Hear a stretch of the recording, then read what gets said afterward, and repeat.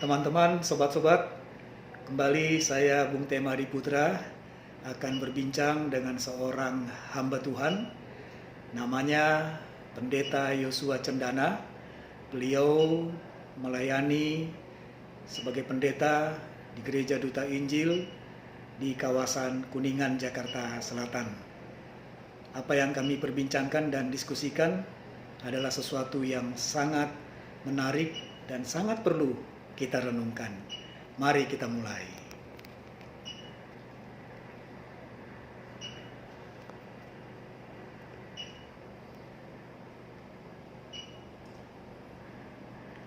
Nah, teman-teman, sobat-sobat, saya sudah memfokuskan kepada Bapak Pendeta Yosua Cendana. Apa kabar, Pak?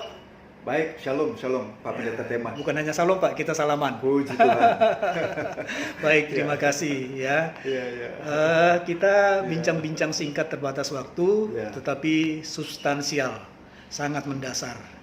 Nah, kali ini saya rindu untuk Pak Pendeta Yosua Cendana boleh menjawab beberapa hal yang saya tanya terkait dengan kemarahan, kebencian yang kalau dikumpulkan atau bahasa kerennya ditabung itu akan bisa merusak jiwa. Nah, ada berapa banyak orang-orang terjebak dalam tabungan seperti itu. Kalau tabungan uang miliaran nggak apa-apa ya, Pak Pendeta Yosua ya. Ini menabung kemarahan dan kebencian kan begitu ya. Nah, pertanyaan saya, Pak Yosua pernah marah nggak? Wah, pernah lah, pernah. Pernah ya? Pernah, sebagai manusia hidup pernah marah, mungkin berkali-kali marah. Sebatas apa maksimal marahnya Pak Yosua? Boleh gambarkan sedikit? Jujur aja mungkin dari tingkat kemarahan yang paling ringan, cuma gitu ya, sampai yang mengeluarkan ungkapan kemarahan kayak begitu ya? Ya gitu ya, pernah. Artinya pernah dialami seperti itu. Ya. Baik. Jadi kita ini manusia biasa ya. Dalam konteks tertentu kita punya kelemahan. Saya juga jujur, Pak Pendeta Yosua, pernah berapa puluh tahun lalu dalam tugas saya karena sudah tidak tahan, saya marah kepada anak buah yang mengganggu kerja saya. Dan saya teriak seteriak-teriaknya hanya dengan satu kata, diam.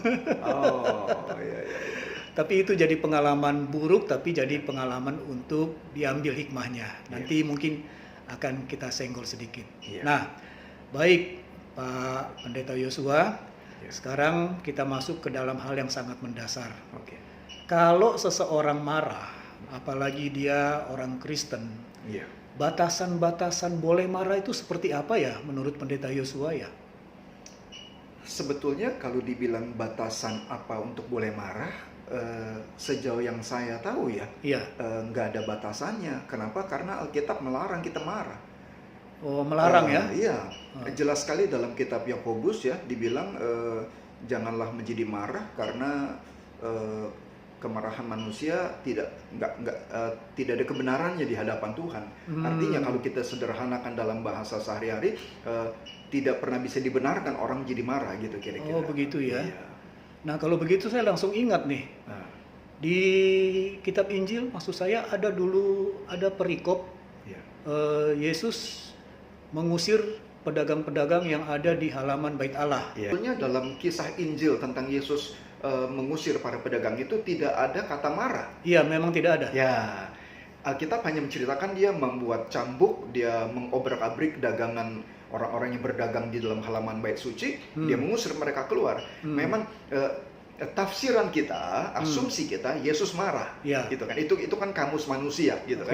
Jadi dari situ kita melihat bahwa kalaupun dibilang marah, kemarahan Tuhan bukan kemarahan dalam arti kamus manusia gitu ya, gitu. Tapi kemarahan dalam arti yang ilahi. Dia marah bukan karena egonya. Begini, ada perbedaan besar antara kemarahan Tuhan dengan kemarahan manusia. Kalau kemarahan manusia itu karena kita yang tersinggung, kita yang tercolek gitu ya. Kalau Tuhan bukan karena Tuhannya, tapi dia melihat rumah Bapa di sorga dikotori tidak sesuai dengan aturan Taurat, begitu kan? Nah, dia melihat ada yang nggak benar sesuai dengan firman Tuhan, dia usir mereka semua, gitu. Jadi bukan egonya yang tersinggung, nggak sama sekali, gitu. Baik, sangat mendasar ya perbedaan itu ya. Betul. Tapi artinya ada satu tujuan ya dari tanda petik kemarahan itu ya. Kira-kira begitu. Baik, saya percaya nanti dalam perjalanan bincang kita, Pak Yosua pasti akan angkatlah nanti mungkin satu tokoh ya, tokoh Alkitab ya yang terkait dengan topik perbincangan. Tetapi saya ingin kita lebih banyak dulu melihat realita. Supaya nanti ditutup dengan manis kan begitu ya. Nah, realita yang ada adalah ada sebagian orang bahkan itu di dalam keluarga, di rumah bersama. Ada orang tua, ada anak-anak, ada saudara kandung. Di situ pun terjadi kemarahan, bahkan tidak menyapa, dan bahkan bisa saja ketika sudah masing-masing punya jalan hidup, anak-anak itu tidak menyapa sampai di hari tua. Bagaimana Pendeta Yosua berkomentar tentang situasi seperti itu? Di satu sisi itu satu kenyataan yang banyak terjadi di lapangan kehidupan. Tapi di sisi lain sebagai orang beriman, sebagai anak Tuhan, kita tahu bahwa hal itu nggak bisa dibenarkan. Karena Alkitab mengatakan, mengajarkan anak-anak harus hormat pada orang tua. Itu hukum ilahi. Hukum itu bukan lahir di bumi, itu lahir dari hati Bapa di sorga. Diturunkan ke bumi lewat Nabi Musa. Dan terus sampai kepada kita hari ini. Anak-anak hukumnya wajib hormat orang tua dalam segala hal. Dan orang tua wajib mengasihi anak-anak dalam segala hal, gitu ya. Itu hukumnya. Jadi kalau sampai ada dalam satu keluarga, bahkan kita tahu mungkin sekarang sudah jarang ya, tapi dulu zamannya masih ada surat kabar secara tertulis kertas gitu. Kita suka lihat iklan-iklan surat kabar pengumuman putus hubungan. Mulai hari ini kami menyatakan si A bukan anak saya lagi, tidak ada hubungan. Pernah saya lihat. Bahkan anak pasang iklan menyatakan si Anu bukan ayahnya lagi gitu. Wah, jadi bukan cuma orang tua menyatakan, mengiklankan anaknya bukan anaknya, tapi anak mengiklankan ayahnya bukan bapaknya lagi gitu. Mengerikan. Mengerikan sekali. Nah, itu sama sekali nggak bisa dibenarkan secara firman Tuhan. Ngawur itu. Jadi kehidupan kekristenan hal yang seperti itu terlarang ya. Terlarang. Tapi nyatanya terjadi juga. Nah, beberapa penyebab adanya rusaknya hubungan kekeluargaan, bahkan hubungan kandung, macam-macam ya. Bisa karena bisnis bersama. Betul. Kemudian bisa juga nih masalah percintaan ya, ngincer pacar yang sama. Bisa ya. Kakak beradik bisa juga karena tersinggung dari family lain begitu kan. Akhirnya ada yang bela family, ada yang tidak, perang. Betul. Bahkan maaf, dulu pernah karena berbeda pilihan partai. Kita tidak mengarah politik, tapi dulu pernah ada begitu. Betul. Dan yang sekarang juga ada nih Pak Pendeta Yosua, kadang-kadang juga perpecahan di tengah keluarga sampai kepada kemarahan karena konsep teologi dari anggota keluarga yang berbeda gereja. Berbeda. Tolong dikomentari Pak. Saya pikir itu satu hal yang konyol ya. Maaf saya pakai istilah konyol. Karena bagaimana mungkin perbedaan tafsir terhadap firman Tuhan bisa menyebabkan hubungan saudara keluarga renggang, apalagi sampai putus dan bertengkar gitu. Gitu. Firman Tuhan hanya satu, yang berbeda kan tafsirnya. Gitu. Kita merasa firman Tuhan saya paling betul. Sebetulnya ketika kita berkata firman Tuhanku paling betul, bukan firman Tuhannya, tapi tafsiranku. Firman Tuhan opiniku, pendapatku, pikiranku, gitu kan, perspektifku, gitu kan. Nah, sedangkan kan ikatan keluarga itu jauh lebih tinggi dari perspektif. Baik perspektif sosial, perspektif politik, termasuk perspektif agamawi, gitu ya, firman Tuhan gitu. Jadi saya rasa itu sama sekali nggak bisa dibenarkan. Jadi artinya di sini sangat penting sekali untuk menjaga kerukunan kasih. Betul. Di dalam 133 kan? Di dalam keluarga ya. Betul, dan peranan orang tua sangat penting sekali di sini. Betul. Saya juga ingat ada yang lebih parah lagi kenyataan sekarang. Kadang-kadang ketika orang tua sudah dipanggil Tuhan keduanya, ada warisan yang tidak bisa terbagi-bagi karena anak-anak yang sekian jumlah itu, entah dia berebut, entah dia punya rencana jahat, punya rencana sampai akhirnya jadi ribut dan betul. bermusuhan ya, Betul. karena dendam dan kemarahan. Betul. Itu juga menurut Pak Pendeta Yosua bagaimana? Itu dia. Makanya memang dalam keluarga kita harus mengedepankan kasih ya. Kasih, baik kasih ilahi, kasih sorgawi, dan juga kasih persaudaraan sebagai saudara kandung gitu. Justru harusnya sesudah orang tua tidak ada, itu saudara bersaudara harus makin kuat, makin erat, makin kompak. Karena kalau bukan mereka dengan mereka, siapa lagi yang akan mengokohkan kekeluargaan mereka itu gitu. Tapi betul seperti yang Pak Pendeta Tema tadi katakan, banyak orang pecah gara-gara warisan. Ada yang karena macam-macam ya. Ada yang karena tingkat kakak beradik, abang harus lebih banyak, ada lebih sedikit, atau karena gender, yang perempuan dapat lebih sedikit, laki-laki dapat lebih banyak. Nah, saya pikir hal-hal seperti itu nggak boleh menjadikan perpecahan. Itu kan harusnya dibicarakan. Nah, mungkin ini masukan juga untuk para orang tua ya. Pendapat saya, sebelum kita dipanggil Tuhan, buatlah aturan main yang jelas untuk anak-anak kita. Gitu. Apakah kita menuntut mereka untuk anakku laki-laki, anakku perempuan sama rata gitu kan? Atau anakku yang laki-laki 2 kali lipat yang perempuan. Itu dijelaskan supaya anak nggak bertengkar nanti sesuatu kita nggak ada gitu. Jadi orang tua harus ikut membentengi, mencegah terjadinya perpecahan di antara anak-anak mereka gitu. Dan di luar semua itu sebenarnya, kalaulah misalnya orang tua sudah tidak ada, tinggallah anak-anak, untuk tidak terjadi katakanlah perebutan atau kemarahan, rencana jahat. Kalau memandang warisan itu misalnya adalah berkat Tuhan kepada orang tua kita, orang tua kita dipanggil Tuhan dan kita pandang itu sebagai berkat untuk kita, maka sebenarnya tidak ada masalah ya. Betul. Karena berkat Tuhan kan harus dibagi rata, kan begitu ya? Betul. Malah saya punya beberapa contoh Pak Tema. Saya kenal beberapa keluarga yang ketika orang tua mereka meninggal, menurunkan warisan yang cukup berharga, itu kakak beradik, abang beradik, saking sayang satu sama lain, itu mereka saling mengalah, udah buat kau aja gitu. Indahnya. Wah, terharu kita melihatnya. Indahnya. Kan kalau begitu luar biasa kan? Jadi bukan soal rebut hartanya ya, tapi bagaimana memberi kasih yang lebih kepada masing-masing saudara kandung.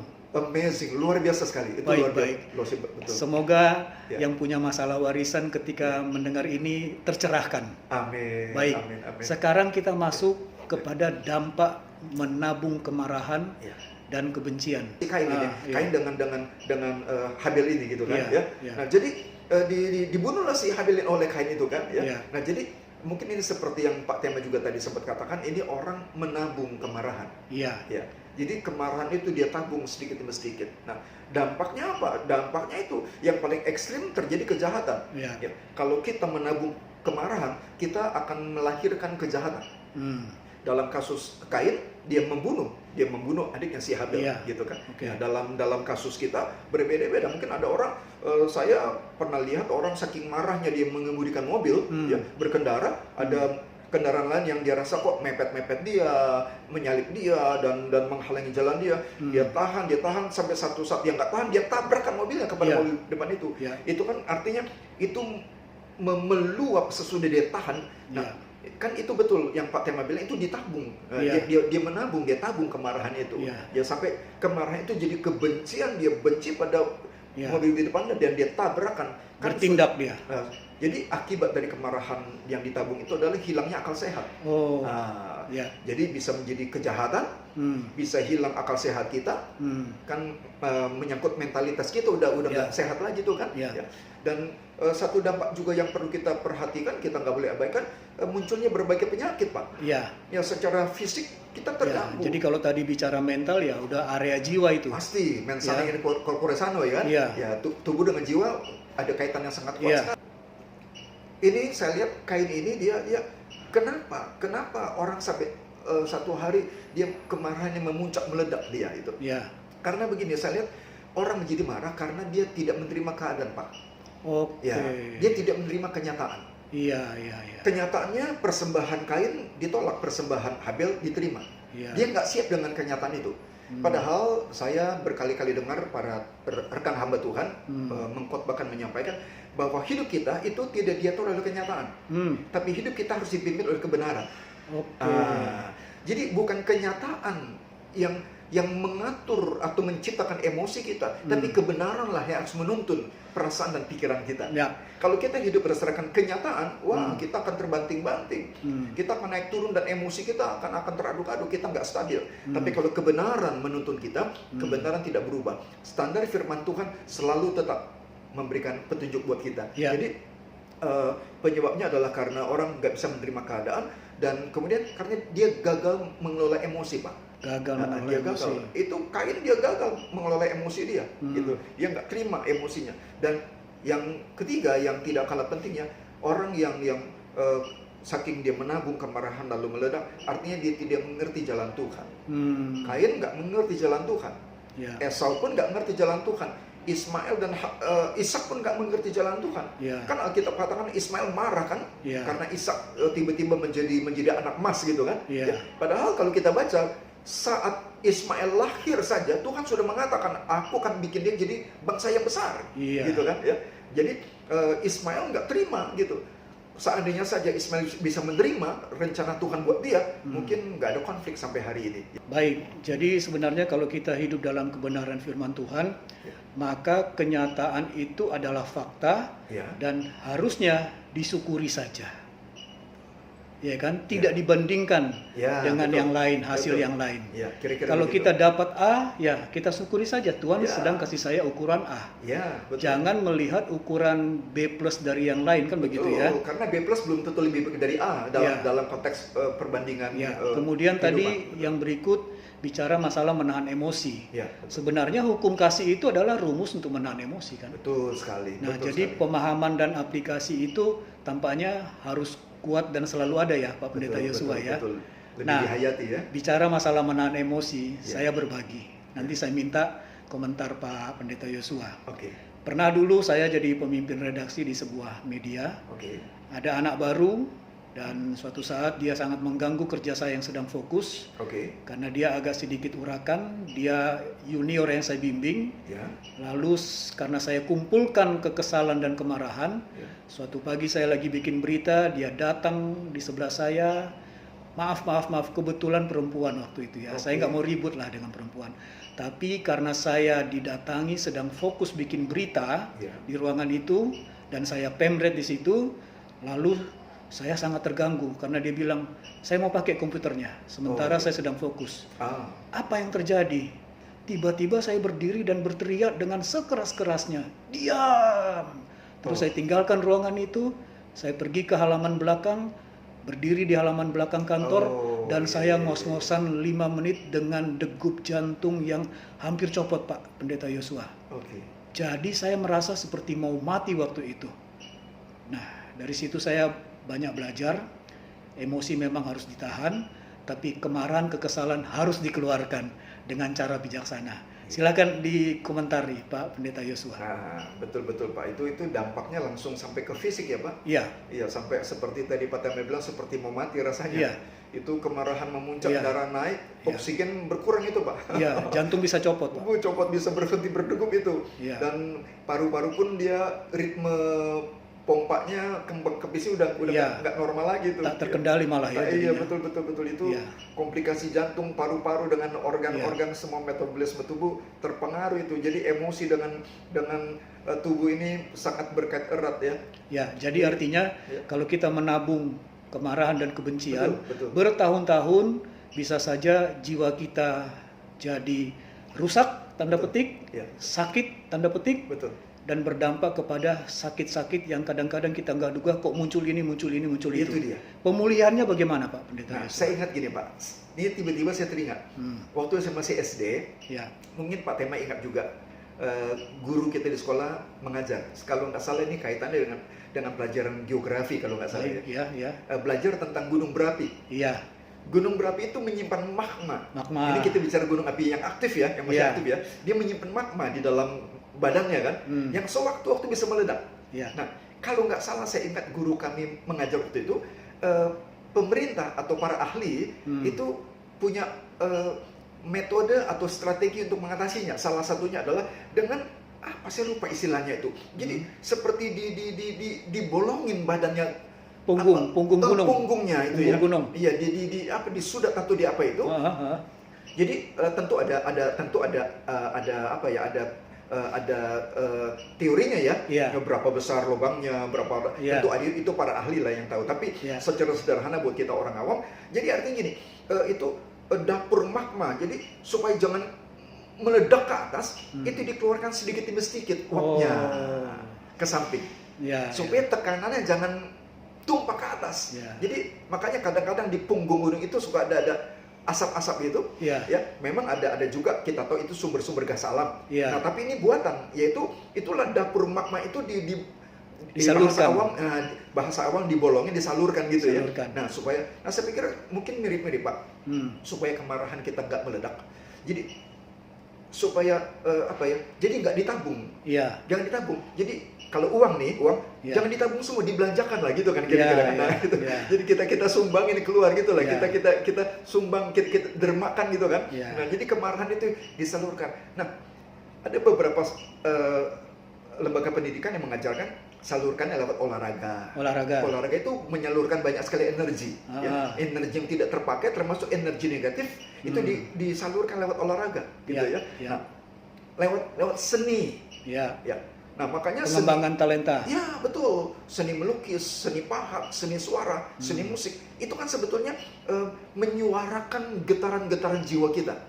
Termasuk ketika jiwa kita lagi marah, lagi memendam kebencian, itu bisa keluar. Mungkin lagunya jadi minor, mungkin lukisannya menjadi penuh dengan guratan-guratan yang tidak indah karena melampiaskan kemarahan. Tapi lebih baik daripada kita tumpah dalam bentuk kemarahan yang verbal atau yang fisik sifatnya, mungkin begitu kira-kira. Baik, jadi artinya janganlah menabung kemarahan dan kebencian.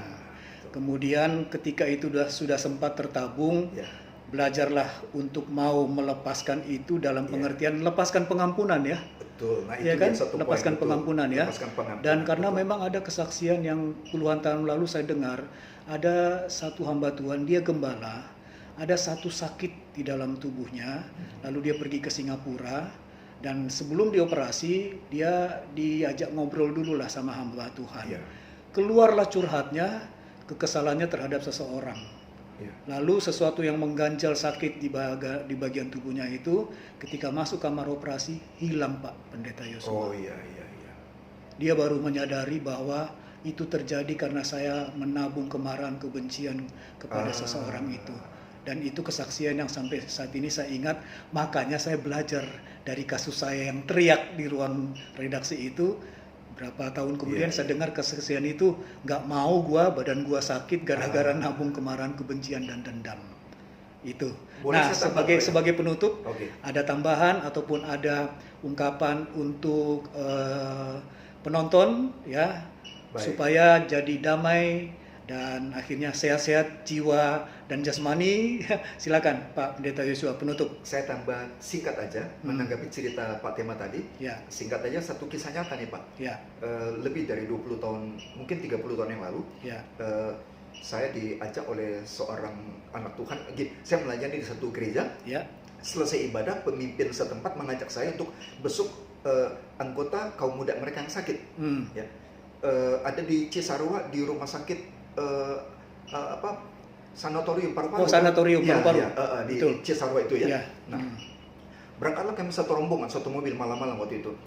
Tiba di sana, ternyata anak yang sakit ini sudah masuk kamar isolasi karena TBC-nya sudah parah sekali, sudah kronis.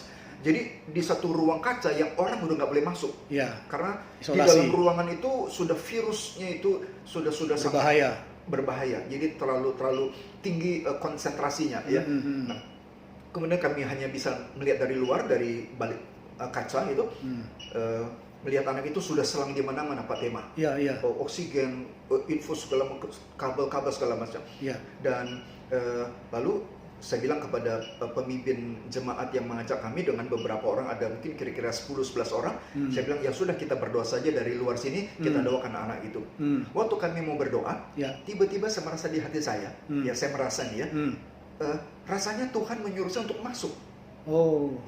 Ini memang sesuatu yang tidak bisa kita lakukan sembarangan ya. Kalau tanpa petunjuk Tuhan masuk seperti itu tentu berbahaya. Ya. Ini special case ya, ini situasi khusus.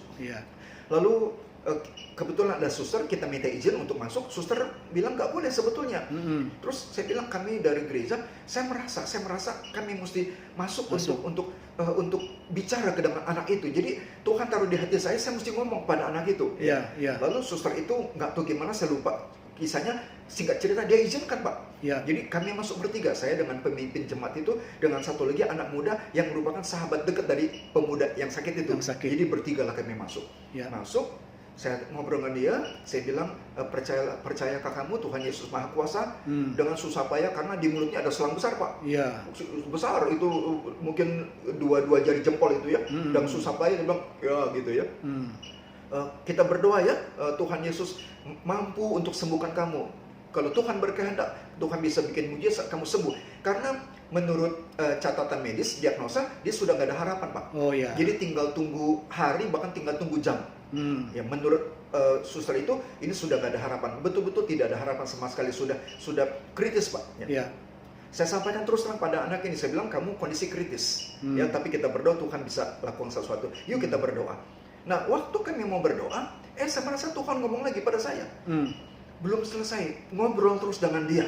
Wah, saya pikir ngobrol apa ya gitu kan. Jadi rasanya nampaknya ada sesuatu yang Tuhan pengen saya gali dari dia. Jadi saya nggak jadi berdoa, saya ajak ngobrol dia.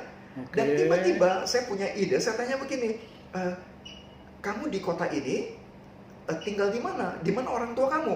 Ya. Dan lebih spesifik saya tanya begini, di mana ayah kamu? Waktu saya tanya di mana ayah kamu, tiba-tiba dia tegang Pak. Wah, dia tegang, matanya melotot dan urat leher mengencang, dan dia bergetar. Dia marah Pak. Emosional lah. Emosional, bergolak emosinya. Lalu saya merasa ada sesuatu. Saya biarkan dia reda sebentar. Lalu saya tanya, ada apa? Bolehkah saya tahu? Barangkali ini penting untuk kita doakan. Singkat cerita, dia ungkapkan dia benci setengah mati pada ayahnya. Ayahnya dukun di kampung. Dukun, dan dia bilang waktu dia mau merantau ke Jakarta, itu waktu berangkat di pelabuhan, ayahnya berdiri di pelabuhan, lemparkan kutuk buat dia, dimaki-maki, dikutuk dia. Ya. Dia bilang, matilah kau kemanapun kamu pergi, dimanapun kamu datang, kamu mati, kematian akan menjemput kamu. Dikutuk, dikutuk. Dia marah, dia benci kepada ayahnya. Waktu saya dengar itu, maka saya tahu ada akar kepahitan. Ada akar kepahitan, dan penyakit ini salah satu buah dari akar kepahitan. Lalu saya tantang dia untuk mengampuni ayahnya. Dia bilang nggak mungkin, nggak bisa. Saya sampaikan firman Tuhan dengan kasih. Saya sampaikan kasih Kristus. Saya ajarkan kebenaran. Saya bicara agak banyak pada dia. Lalu tiba-tiba dia mulai meneteskan air mata. Dia bilang, baik, saya mau ampuni ayah saya. Lalu saya tuntut dia berdoa, kalimat demi kalimat. Sebut nama ayahmu, lepaskan pengampunan. Bilang, saya ampuni Bapak, kata dia. Dia doa, dia menangis Pak. Singkat cerita, kira-kira 1-2 minggu kemudian, jam 5 subuh, bayangkan rumah sakit di Cisarua, jam 5 subuh anak ini muncul di kota Bogor. Masih pakai baju rumah sakit Pak. Muncul di kota Bogor, masuk ke rumah ibadah. Yang saya sebut tadi, yang ada pemimpin ibadah. Jadi pemimpin kebaktian itu masih pakai rumah, belum punya gedung gereja, masih pakai rumah. Jadi anak ini muncul di rumah di mana ada kebaktian, rumah itu. Di mana nyonya rumah jam 5 subuh pagi-pagi masih pakai baju tidur, lagi sapu-sapu halaman Pak. Dia muncul. Lalu itu nyonya rumah lihat, kaget. Dia pikir itu hantu. Mungkin itu pertanda bahwa nun di Cisarua anak itu meninggal gitu kan. Jadi nyonya rumah ini masuk ke dalam, teriak, panggil suaminya, papa gitu. Si anak itu datang katanya gitu kan. Hantunya datang gitu katanya. Arwahnya datang. Lalu suaminya bangun, keluar, lalu diajak masuk. Anak itu sembuh pagi itu Pak. Sembuh ya. Dia bilang pagi-pagi jam 4 pagi, sepanjang malam dia nggak bisa tidur. Dia lihat dari, kan itu kamar isolasi sudah kaca semua. Salah satu sisi itu langsung ke taman. Dia bilang dia lihat di taman itu pasien-pasien yang sudah mulai sembuh, lagi olahraga. Olahraga pagi, ada yang tarik nafas, lega. Lalu sedangkan dia selang di mana-mana. Jadi waktu dia lihat orang yang sudah sembuh, dalam hati dia bilang begini, enaknya kalian sudah sembuh gitu kan. Wah, sedangkan aku setiap hirupan napas bayar, setiap hirupan napas sakit dadanya. Lihat lagi keluar, itu ada ibu-ibu lagi jogging, ada anak-anak muda yang lagi senam pagi, yang pasien-pasien yang sudah mulai sembuh. Lalu tiba-tiba Roh Kudus ingatkan dia, kan 2 minggu yang lalu ada orang gereja sudah berdoa untuk kamu. Iya, iya, iya. Dan pendeta itu bilang, penyakitmu karena kau benci pada Benci ayahmu. ayahmu, ya. Berarti kalau kau sudah bereskan bencimu, kau nggak patah sakit lagi gitu kan? Iya, iya, iya. Nah tiba-tiba dia tercerahkan, dia bilang begini, Tuhan, aku sudah ampuni papaku, jadi aku nggak harus sakit lagi. Pak Tema tahu apa yang dia perbuat? Apa itu? Itu sepi jam 4 pagi, nggak ada suster, nggak ada siapa-siapa. Dia cabut semua selangnya, Pak. Dia cabut, infusnya dia cabut, semua dicabut. Dia kaget, bahkan dia kaget dengan perbuatannya sendiri. Dia turun dari ranjang, dia keluar ruangan, dia mengedak-gedak. Dia pikir dia mungkin olahraga keluar. Pikiran dia sederhana, dia pengen ikut olahraga ke taman. Sesudah sampai di taman, dia pikir, buat apa di taman? Saya pulang. Dia pulang ke Bogor jalan kaki, Pak. Jadi olahraga. Luar biasa. Dan sembuh, sampai hari masih hidup orangnya, dia menjadi salah satu ketua misi di satu gereja di Papua. Aduh. Dia melayani Tuhan sampai hari Sekarang ini kira-kira umur berapa dia, Pak? Sedikit lebih tua dari saya, mungkin 60-an tahun ya, 60-an tahun. Hampir 60 lebih lah. Kejadian dia sakit waktu itu kira-kira umur berapa? Kira-kira 30 lebih tahun yang lalu. Baik, jadi sudah sekian lama ya. Iya. Baik. Luar biasa sekali. Ya. Jadi memang sampailah kita kepada kesimpulan yang mendasar ya. Ya. Jangan pernah menabung kemarahan dan kebencian. Itu akan merusak jiwa. Jiwa yang rusak akan merusak tubuh juga ya. Dalam artian muncul sakit penyakit. Nah, pesan 1-2 kalimat atau 3 kalimat terkait dengan topik ini dengan sangat padat. Pak Pendeta Yosua mau sampaikan apa? Kalau bisa jangan pernah marah. Ya. Kalau sampai marah, lepaskan pengampunan. Ya. Karena pengampunan bukan untuk kebaikan orang yang kita ampuni, tapi pengampunan adalah untuk kebaikan kita sendiri. Waduh, Tuhan luar Yesus biasa. memberkati. Terima kasih Pendeta Yosua atas perbincangan yang sangat luar biasa ini, sangat mencerahkan. Tuhan Yesus memberkati pelayanan Pendeta Yosua. Sama-sama. Kita bersalaman. Salam. Shalom. Terima kasih. Shalom. Oke.